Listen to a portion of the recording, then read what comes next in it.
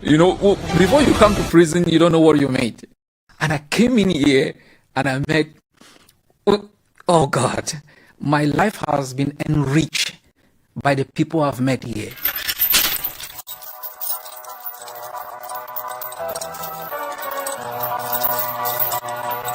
Du hører på Røverradioen, norsk fengselsradio.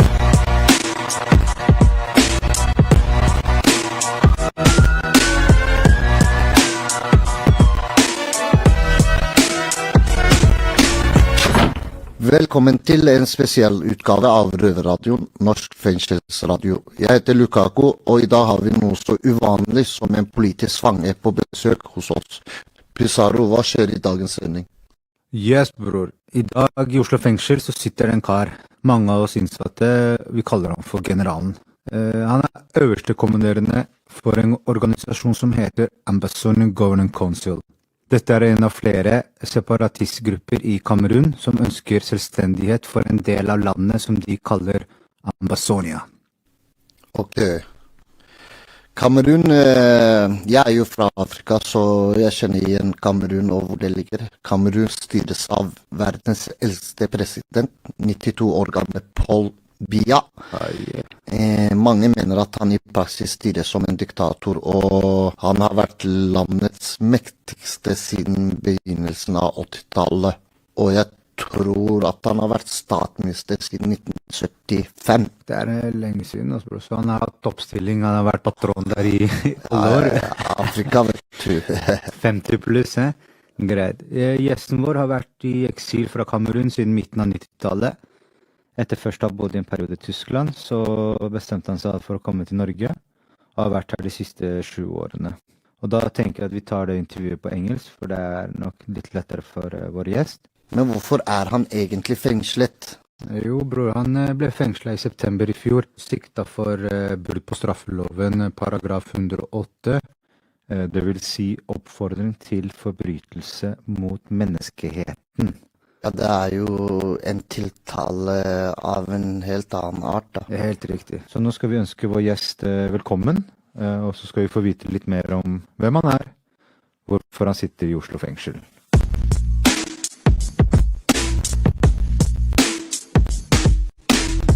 Welcome, Dr. Cho Ayaba, to Røverradioen. Thank you very much. You are held here in Oslo prison, in detention for almost a year now, right? Absolutely. Yes. On charges of inciting to crime against humanity. What does that really mean? Can you describe it in your own words? They have accused me of making speeches and making publications on Twitter and Facebook that have caused our forces fighting against Cameroon to attack civilians in Ambazonia. Crimes against humanity are a series of crimes. They could constitute maybe torture, they could constitute rape, they could constitute attacking... a lot of different crimes. And so my speeches, what I write on my Twitter account, the police said it has resulted in people committing some of these crimes. Some of these crimes? Yes. Yeah. I could be in prison maybe 15 years or any time longer. But the charges are fake. You plead not guilty, right? Yes, of course, I'm not guilty because there are no crimes. There are no crimes against humanity.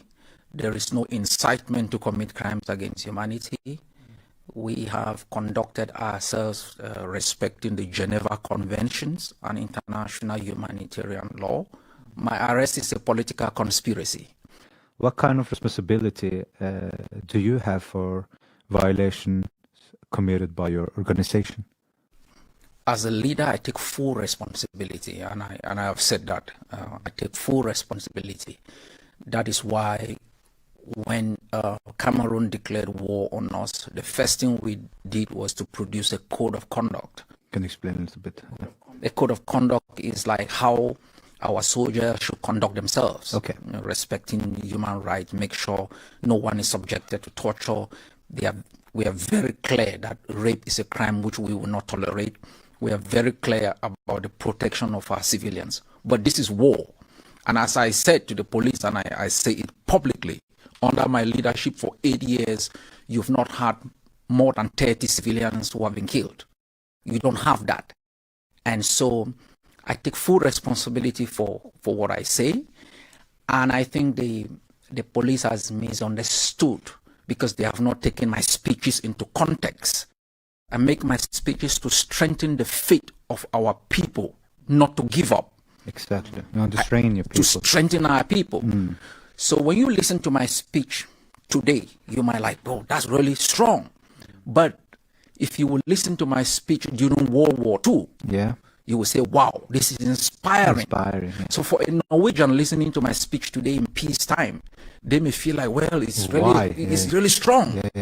But if Norway is attacked today and I make that same speech, they will feel otherwise. They will feel otherwise. Exactly. So that's the misconception that they have about my speeches or my Twitter messages.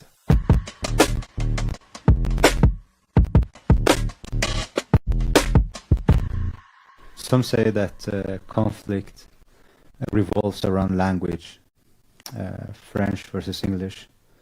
What do you think about that? No, it's not about language. It's about existence. Cameroon has never recognized us as human beings. Cameroon has never recognized our humanity.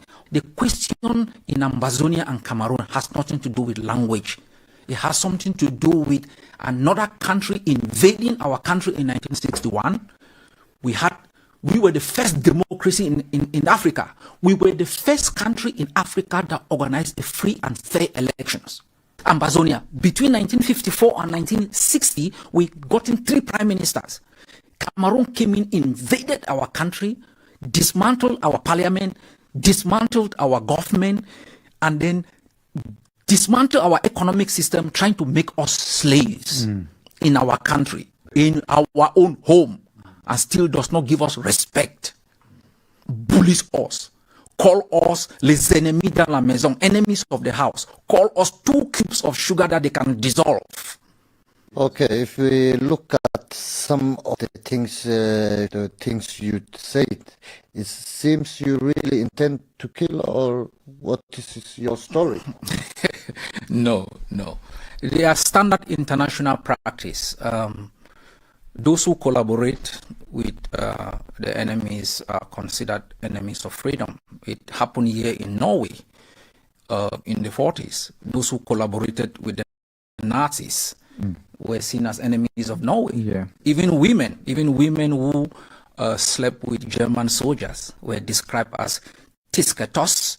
That's German bitches. Yes. And their hairs were shaved. We have said, we are going to arrest you. And we are very clear about that. We have 20,000 Amazonians have been killed, and the majority of them were killed because you have spies and traitors who work with Cameroon forces. More than 1,000 villages were burnt because these spies, they embed in Cameroon with Cameroon soldiers, go to the villages, show them the places, they burn it down. The greatest threat to our freedom, to our security, are the spies and collaborators who have enabled this regime to be in power for 56 years. And we are very clear we've been betrayed by the international community. And we are determined this time to end this regime and give our people hope and freedom. And let me also state, the facts are important. When they write all of this nonsense as charges, Cameroon has killed more than 20,000 civilians. Under my leadership in the past 8 years, you don't have more than 30 civilians casualties. We have a code of conduct on how our forces should behave. They have to protect our civilian population. No torture, no rape. We have also made it very clear in our manifesto, all of us, including myself, after independence, we are going to establish a post-conflict justice system that will involve restorative justice and retributive justice to hold everybody accountable for what you did during the Liberation War.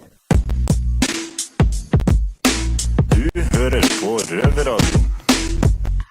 To understand this, all of this more, I think we must know more about you, Mr. Cho. Could you please tell us about your childhood and youth in Cameroon?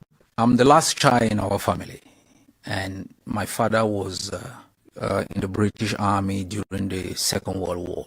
My father died when I was 11. He was a wonderful guy. I knew my dad not being able to walk because he had a chronic back pain after the war. Yes. I was always like massaging the back. And my father fought to ensure that Hitler did not conquer Europe and conquer the world. And this is one of the things that makes me sometimes very disappointed with Norway. Because during because during World War II, while my father was fighting with the British, the Norwegian government was in London. Without my father and others who fought, we don't know, maybe Hitler would have prevailed. All through history, you find a situation where the people who are being victimized are granted some level of protection.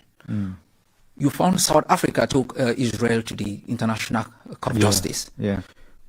You found the Gambia took Myanmar, the International Court of Justice, with all the crimes that Cameroon has committed against our people, even against it. I am fighting against the longest serving president in Africa, who's been in power for close to 56 years, first as prime minister and then as president. Yeah. Tell me a little bit that, because that's a very long time. How can a man be in power for such a long time? Because he has been supported by the West, he has been supported by France and others, and he has used enormous violence in the past 56 years to make sure that nobody can speak. Those who spoke went to jail. Those who went on the street as students were killed, or you were sent into exile.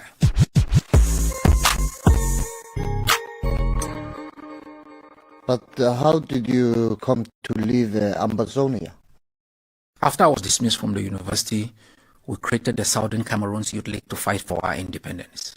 Yeah, because you were expelled.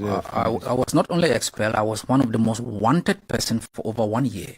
I was living from house to house, hiding from the military. Like a criminal?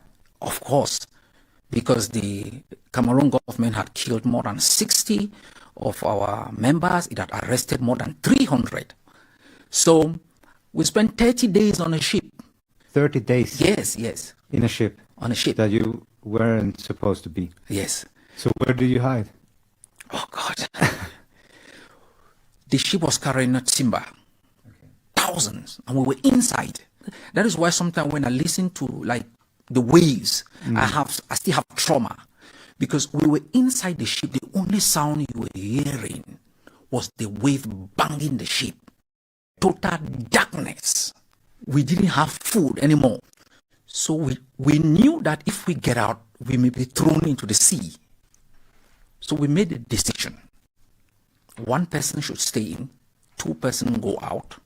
If the 2 persons are killed, then the other person may survive and let our families know.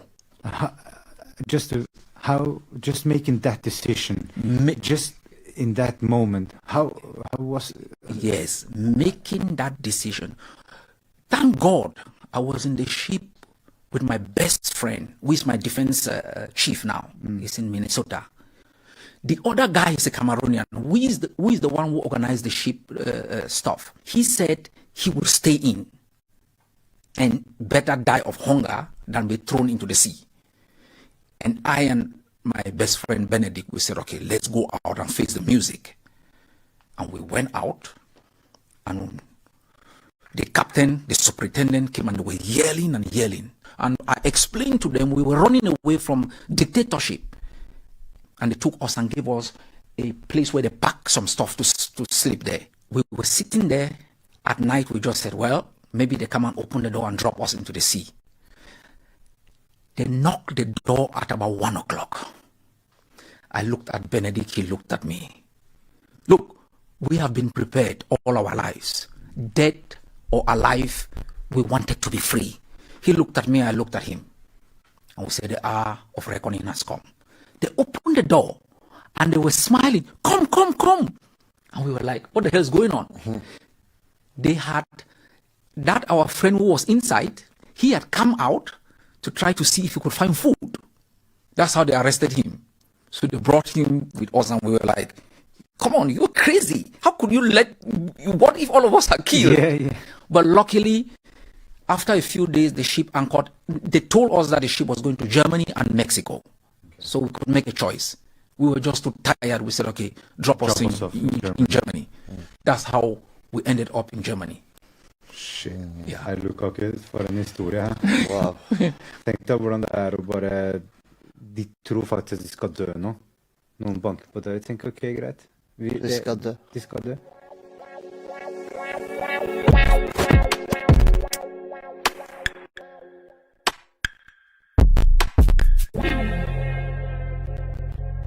Could we ask you, how did you get from Germany to Norway?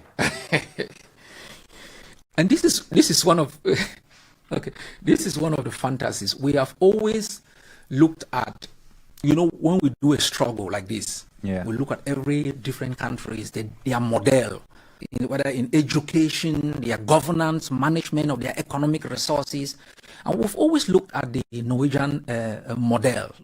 I came to Norway also because in 1961, Norway voted. There were 61 countries that voted for Ambazonians' independence, and Norway voted for our independence. You look at Norway's history. Norway was under Denmark. It didn't stay there. It was under Sweden. It didn't stay there. Norway is one of the countries that has voted twice to stay out of the European Union. So Norway has preserved its own independence. So it has been a model, the way it manages the Norwegian fund. Ambazonia is rich in oil. And we have looked at the way Norway has managed its oil funds. And we think we will replicate this model to manage our oil funds to be able to make sure that our people are empowered. Even from exile, you managed to lead a fight in a country 8,000 kilometer away. How did you become the leader of your organization? That question is very difficult. Maybe the gift of my character, my conviction, and my ability to communicate the pain of our people, make our people to trust me. It's that same gift that is being used against me. I am an elected leader. I was elected 2013 as the president of the Ambazonian Governing Council. My mandate ended in February, and I was supposed to get out. But I received a letter from my organization that because I'm in prison, they will not do the election. Exactly. Ambazonians trust me because They have faith in you. They have faith in me. You cannot corrupt me. You cannot bribe me. Even if you put me here for 20 years, I'm not going to change. Africa, not only Ambazonia, Africa has to change. We must stop depending on Europe or China or America. With all what we have, we are slaves. Everybody. We are living in fear. You just look at me as a black man. You don't look at whether I have a PhD. That does not matter. Where you come from can give you respect or disrespect. Exactly. Okay? If they hear him, he comes from Somalia. What do they think? Chaos, war. He comes from Ambazonia. What do they think? Chaos, war. You may stand there if you can. Wow, freedom, peace, justice. We must change our destiny. We must change the destiny of our people. So, Dr. Cho, why choose fighting with weapons instead of political activism and other non-violent methods? That's how we started. In the past, I've been on the street since 1989. Yeah, because you were earlier telling us about the school, the universities. Yes. in Ambazonia. We have never chose to fight with weapons. We have been on the street since 1989, fighting for freedom of assembly, freedom of speech. We were on the street. As Ambazonians, we never had any university in English. So if you finish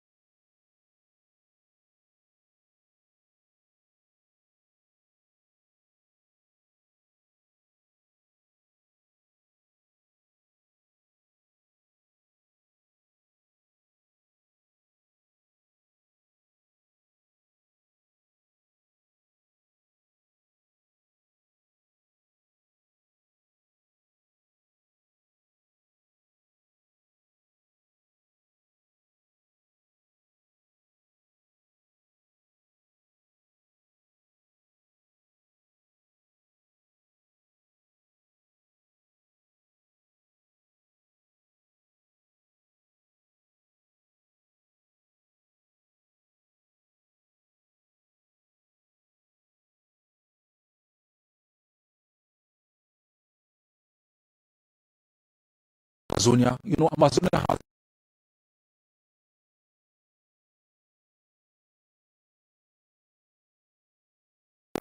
war. No. 2000.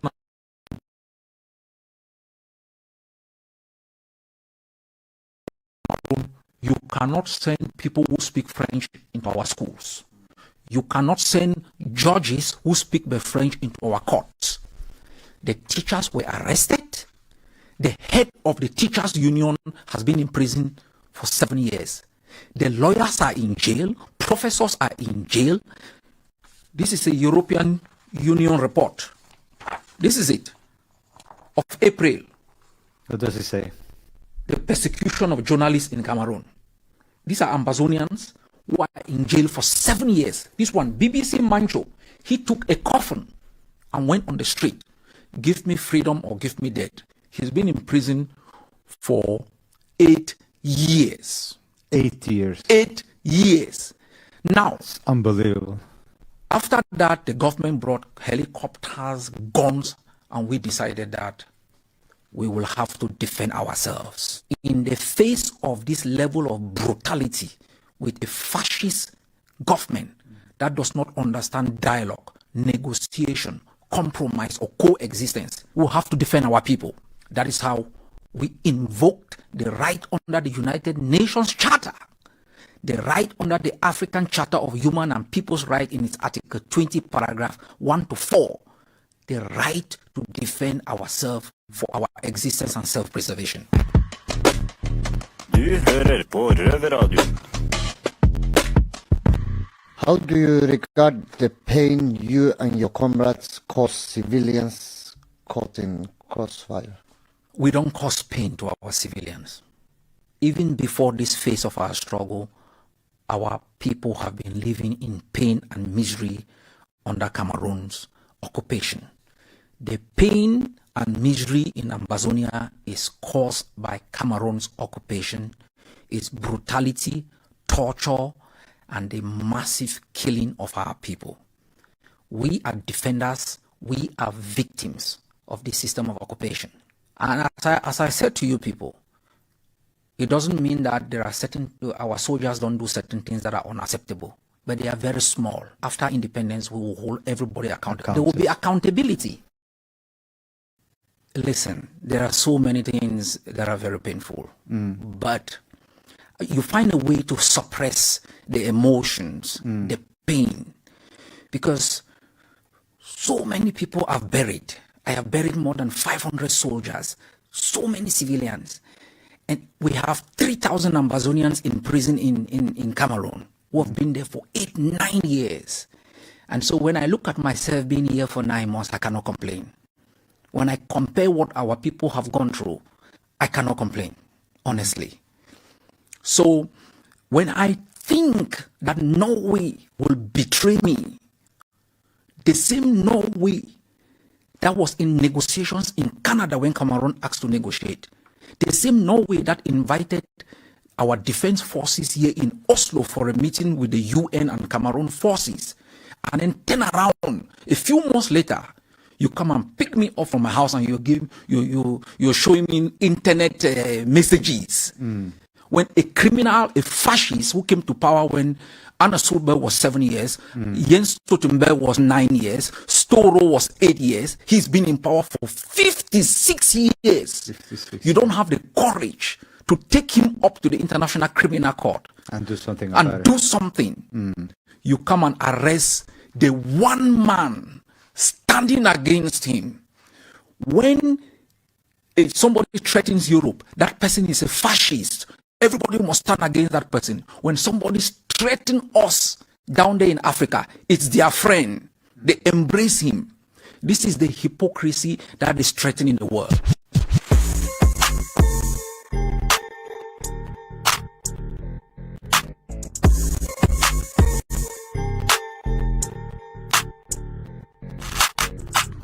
So your activism got you in jail. Looking back, do you have any regrets? If you could start over, would you choose to do something differently? Very good question, Lukaku. No, that's a good question. No, I don't have any regret. I don't think you can have regrets, right, in this kind of moments or... No, I don't have regrets. You know, last 17. Mai, since I came to Norway, I've attended every 17. Mai. Okay. There was a lady who made a speech in 17. Mai in Hobol, and she said to everybody, she said, you see, we take our freedom for granted. When you sit in Norway, you can go and vote, and your vote counts. You can speak and go home safely.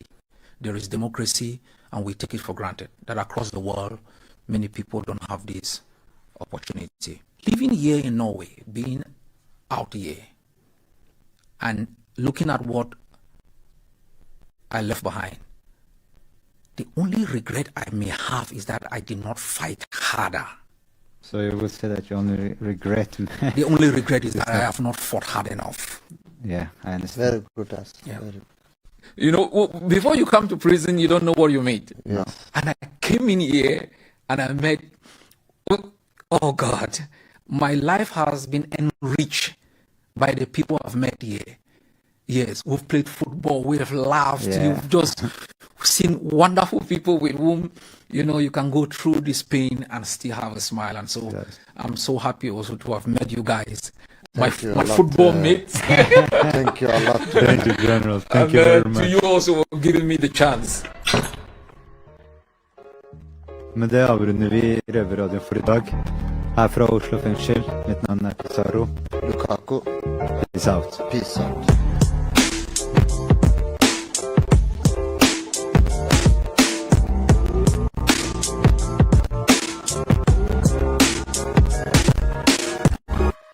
Dr. Cho Ayaba sitter i varetekt i Oslo fengsel, siktet for brudd på straffelovens paragraf 108, oppfordring til forbrytelse mot menneskeheten. Han mener selv at siktelsen er feil, og at han i realiteten er fengslet for å bruke ytringsfriheten, med andre ord at han er en politisk fange. Røverradioen har derfor bedt om en kommentar fra Amnesty International, der politisk rådgiver Gerald Folkvord har dette å si. Amnesty International har ingen kommentar til selve tiltalen, men det er dokumentert omfattende menneskerettighetsbrudd fra myndighetene i Kamerun. Amnesty har også funnet dokumentasjon på brutale overgrep mot sivilbefolkningen fra forskjellige væpnede grupper, inkludert Ambazonia Governing Council og de tilknyttede Ambazonia Defense Force. Fordi det er Kripos som har fått ham fengslet, har vi bedt dem også om en kommentar, der politiadvokat Annette Berger skriver: Vi kan bekrefte at denne personen er siktet for oppfordring til forbrytelse mot menneskeheten, og at Kripos fortsatt etterforsker saken. Utover det kommenterer vi ikke detaljer i pågående etterforskninger.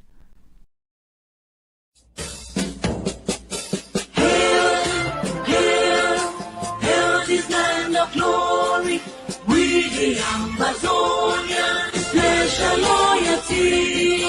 Praise to our Savior who granted us our freedom, and never to the hero who fought the lonely gather. Glory to glory, we rise and never to fall. Here in a nation, flowing with the glory, glory, glory, glory to the Father for making you a nation, a joy forevermore. Ambazonia, land of freedom, you shall live in plenty, meet in our need, and your children shall be like the stars above. The Most High God be the watchman of this nation. Ambazonia, land of freedom, you shall live in plenty, meet in our need, and your children shall be like the stars above. The Most High God be the watchman of this nation.